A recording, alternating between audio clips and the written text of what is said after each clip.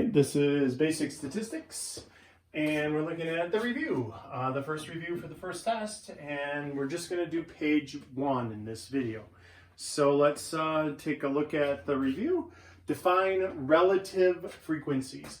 Relative frequencies is a proportion or percentage.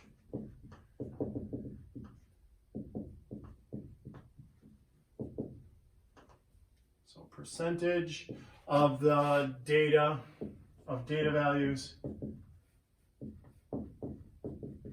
that fall into each class.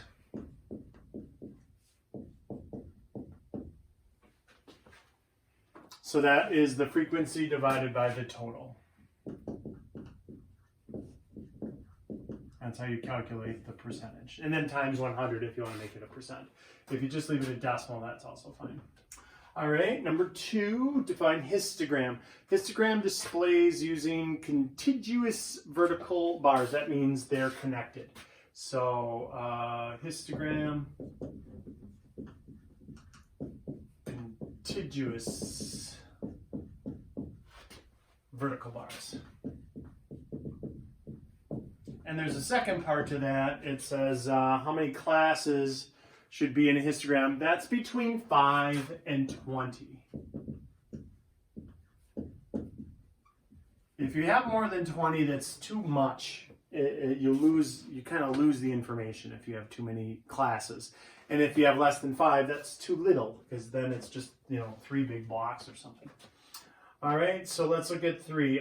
Define a quartile and a percentile and a coefficient of variation and a z-score. All right, so let's do it here. Quartiles,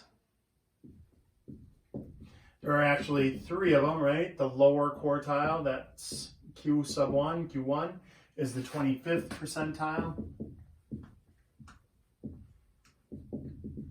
Q2, also known as the median, is the 50th percentile, the median or the 50th percentile. And Q3 is the 75th percentile, the upper quartile. All right, so that's quartile. I'm going to have to give myself a little more room here. Then we have a percentile. So what is percentile? That is the percent of the proportion that lies below the given value. So the percent of the population, sorry, I said the wrong word. The percent of the population that lies below a given value.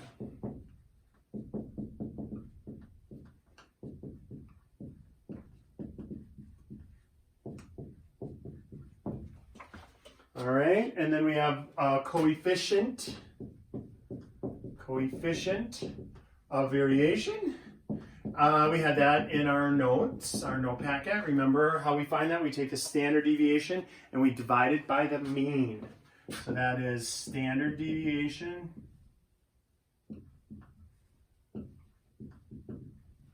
divided by the mean.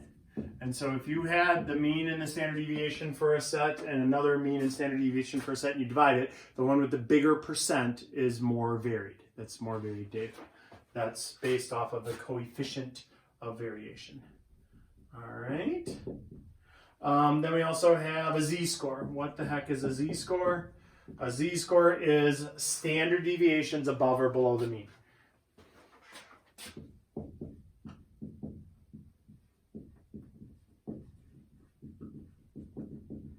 Standard deviations above or below the mean. Okay, so then let's see here. Just to redo these here. 4 is what's the range? That's the largest minus the smallest. Number 5, what's the mean? Mean is what most of us know as average, right? You add up all the data, divide by how many there are. 6. What's the median? The median is the piece of data that's exactly in the middle. So you arrange them from lowest to highest, and the one that's exactly in the middle is the median. If it's an even set of data, you average the two middle numbers together.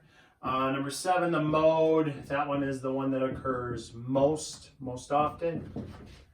Number 8, standard deviation. Oh, how is the mode calculated if no pieces are repeated? If there are no repeats means no mode.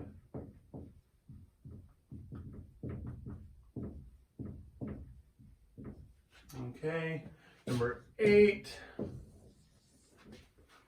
is standard deviation is a measure of spread, or if you said a measure of variation, that would also be okay.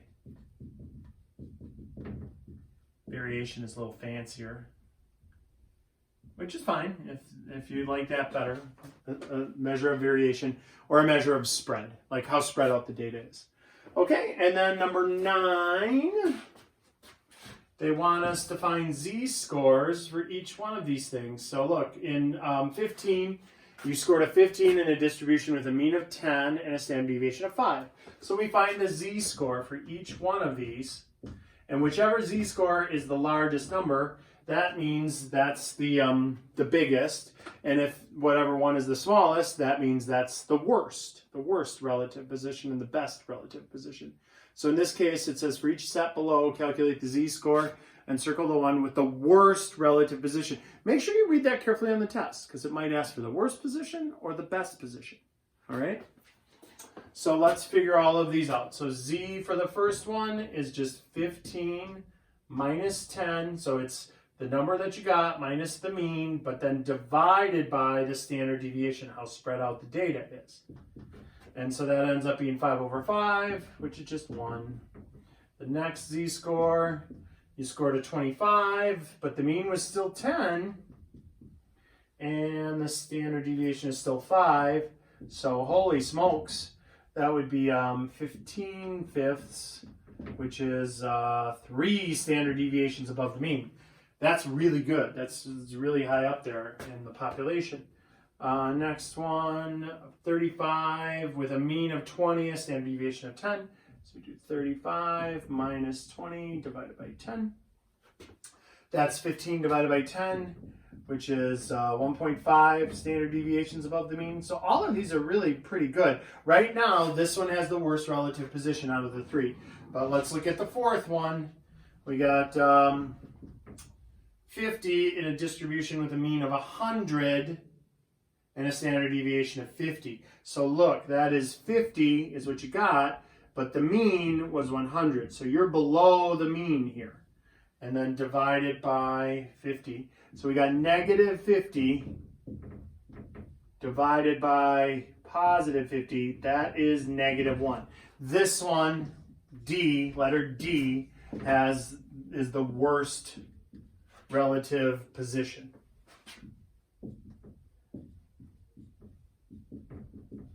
The best relative position would have been B, with 3 standard deviations above the mean. This is 1 standard deviation below the mean.